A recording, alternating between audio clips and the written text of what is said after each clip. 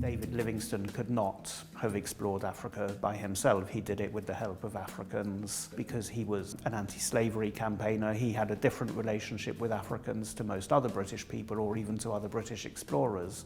But we also know that 3 Africans who had worked with him came to Nottingham after his death. So we wanted to tell those stories, which are really quite unknown. We've been working with volunteers who are also users of Belong Nottingham. So they're mostly people of African origin, but not exclusively. Some of them are people who are studying history and heritage.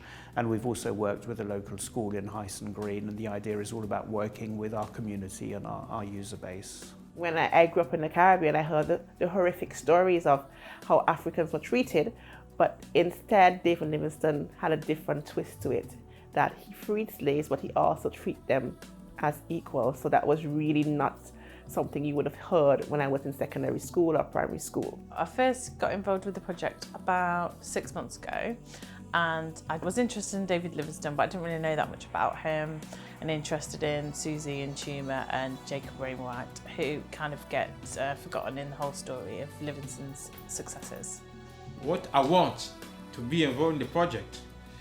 Well, as I spoke to Simon, when he told me, first of all, I said, okay, we're gonna learn about, history of David Livingstone. I was very interested because it's important people have to know about their life as we Africans, because he left, UK just to teach us, the first things he did.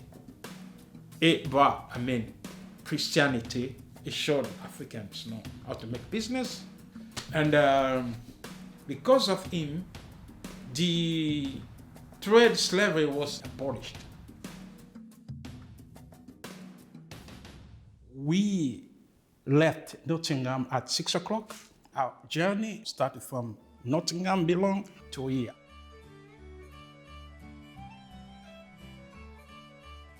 I hope not to question people about if I can visit the place he lived. These 2 days, today and tomorrow, I do believe that I'll find more information, more details about David Livingstone. We're here to explore his family background as well as what he achieved in later life. David Livingstone was clearly very exceptional. And in his views on slavery and a lot of other issues.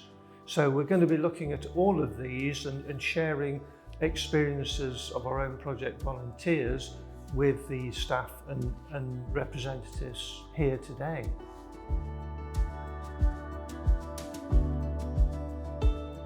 So this is a group of objects from our own collection. They are some archival objects. You'll see they're all paper and different kinds of paper mediums.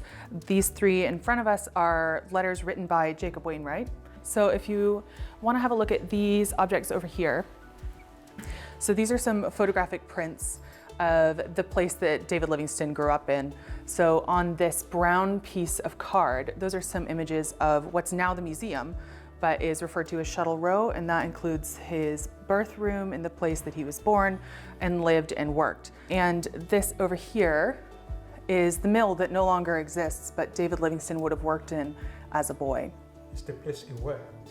Yes. In his childhood, he worked here. Yes, exactly. Mm. And do we know what kind of work David Livingstone would have been doing in the mill? I don't, but our curator, Natalie, certainly would. We learned many things. For instance, his job, what he was doing.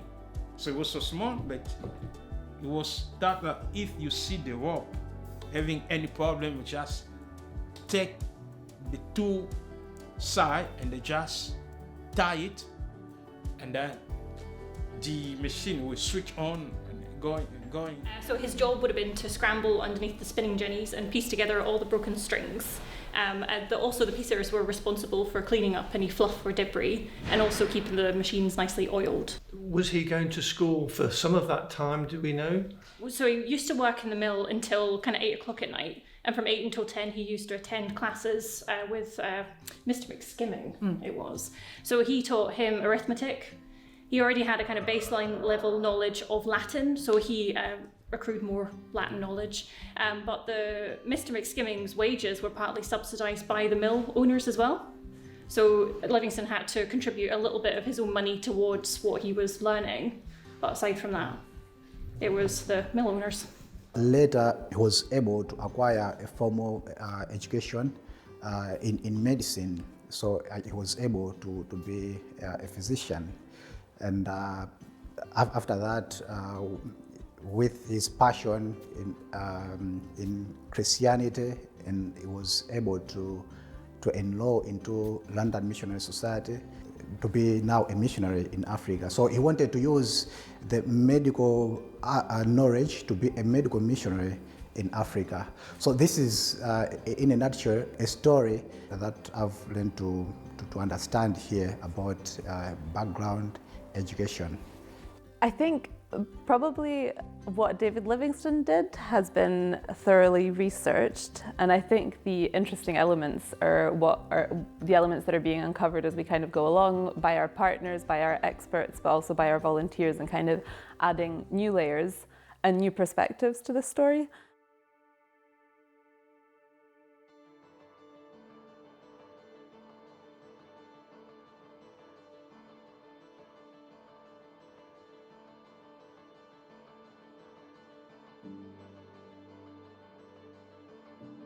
So what were you looking at in class, and what did that inspire you to create?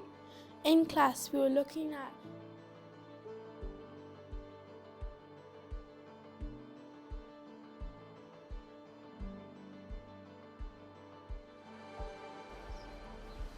to inquire about David Livingstone, if we can, see his diary or transcriptions, and try to learn more. It's all, I think.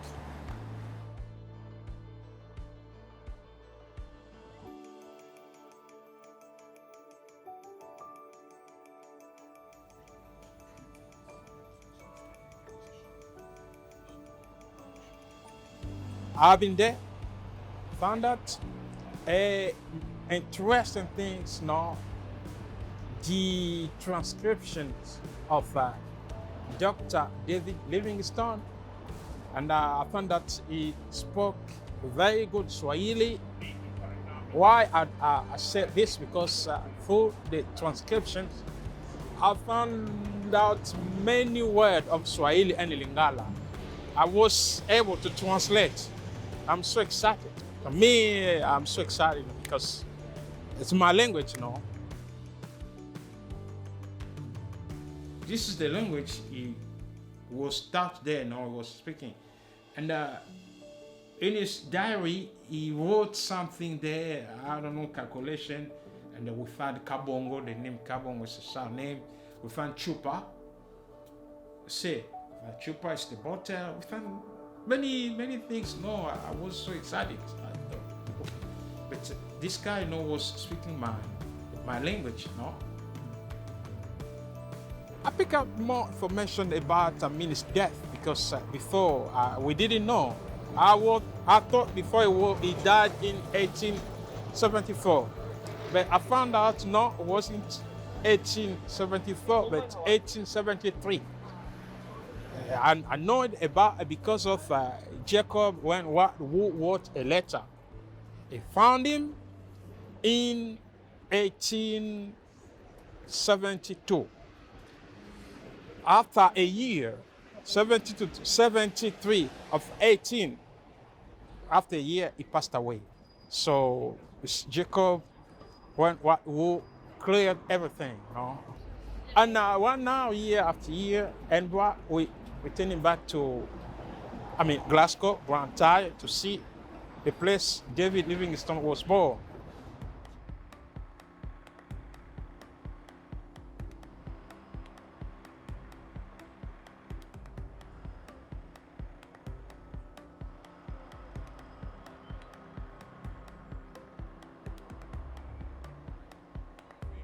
Yes, right now here we in Blantyre in Glasgow, where David Livingstone was born. Can you see behind me? There is a statue of David Livingstone. I think it was made around 19 something like this. I think in South Africa he had an attack. A lion was ready to kill him, and then he has to defend himself and they killed the lion, shot him. This is the meaning of the statues. Beyond me, I see the place he was born. I think they are doing a museum.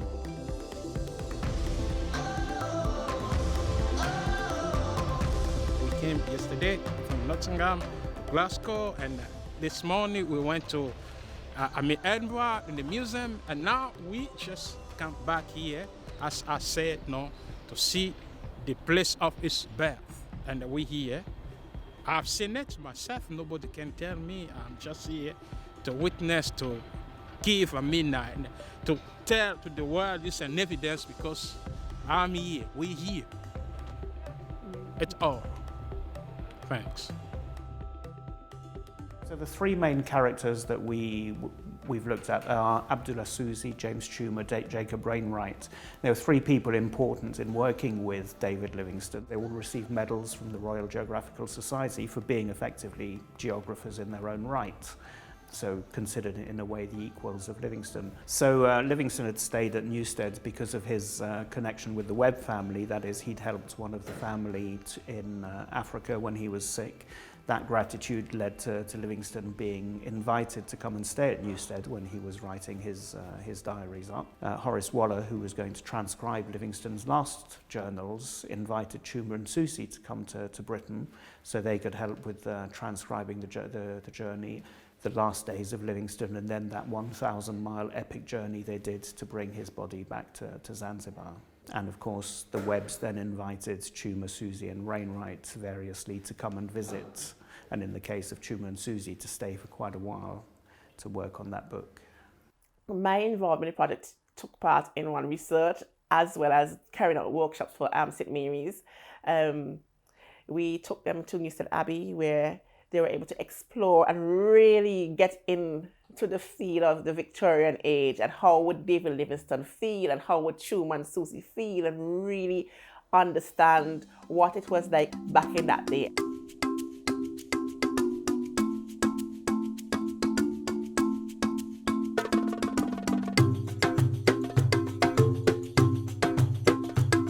The tour was a synopsis of David Livingstone staying here when he came to write his book. So they saw his bedroom. Is that how the bed was when Dr. Livingstone got up every morning? It would be how it was when he got up in the morning, yes. They saw where he would have possibly sat with Mr. Webb. We do know that Mr. Webb and Mrs. Webb and the children use this as their living room, their drawing room. They saw rooms where the Webb family's children were, possible where the servants were, the rooms.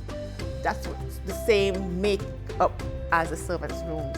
That was the thing that they found most difficult about life at Newstead, was the cold. And Susi and Tumer said that when they came here as well. And even Dr. David Livingstone did. And he was allowed a fire in his room to keep him warm. So we brought the children to Newstead Abbey. One of the things that we brought them to see is that, okay, to open their eyes. David Livingstone came here to write his book, but also the Africans came here, Susi and Tumer, and they stayed here. And how would Susi and Tumer feel? How did the servants feel? How were they accepted? Back in that day, there was a misconception of black people being, property. Slavery was existent. Were they scared to come to Europe? These are the questions we wanted to make children think. How, on the Africans' part, how they felt coming in here, knowing a different world. It's a totally different lifestyle for them.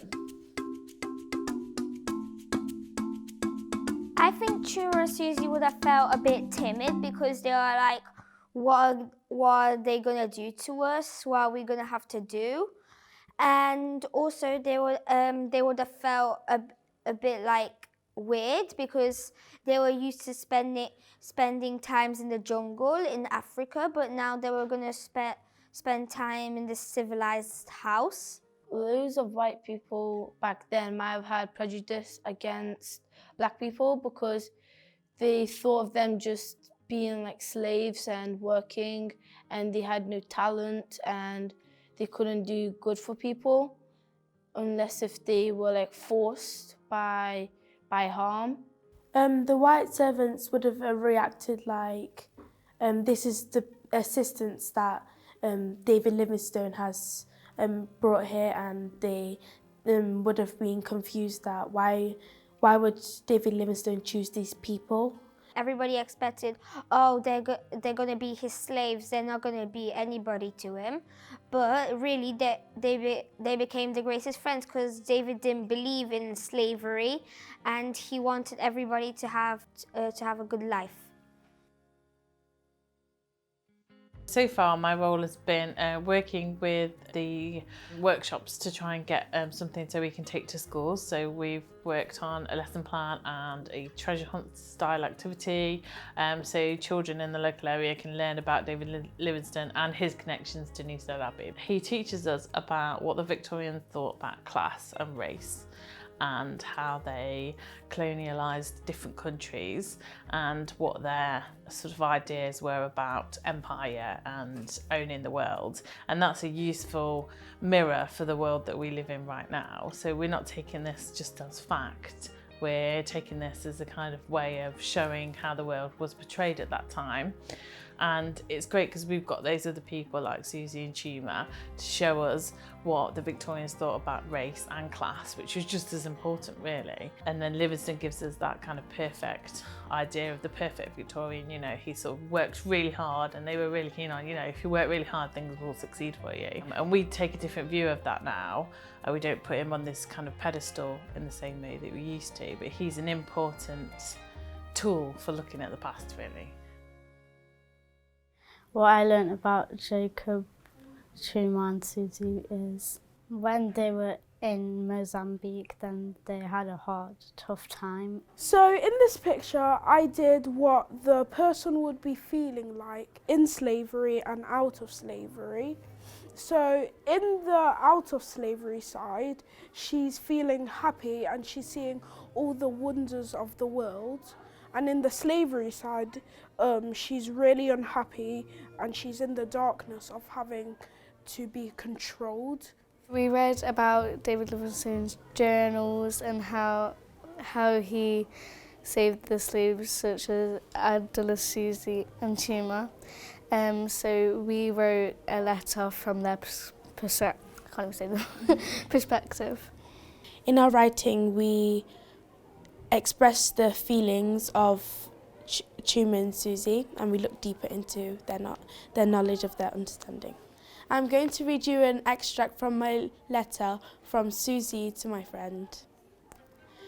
Dearest friend, I'm writing to reassure you that I am alive and that I am in good health.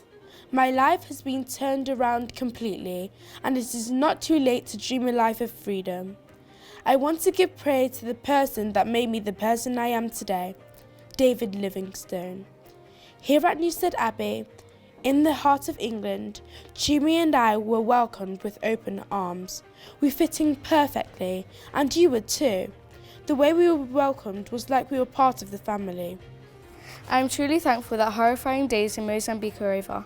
My biggest dream is to become a missionary and to save everyone from slavery. One day, I wish for everyone to be set free.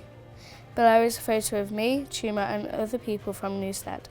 I hope this letter brings you a hint of happiness. Sincerely, Abdullah Susie. Okay, where are we at? Newstead Abbey! The impact, well, working with our volunteers, working with the school, is it's raising awareness of some hidden histories about the age of the explorers, which wasn't about famous white British men discovering a continent. It's about a continent being discovered that was already known, of course, to the people who lived there, and the help they gave to people to understand it. But also it shines a light on the impact of slavery on the people who suffered it, so Tuma, Susie, Wainwright, We have still to tell the story of the other Africans on that journey, some of whom again went on to do great things that at the moment we know nothing about. We don't know what happened to the descendants of Susie, Chuma and Wainwright. We know they were all married at some point, that at least in one case they had children. So there's a lot more to tell to shine the light on the black history of Britain. Susie and Chuma's story from being slaves to have nothing, to be educated in India, traveling mostly to India, Africa and England, meeting Jacob Wainwright, meeting the Queen Victoria. It's a story that is unheard of back in that time.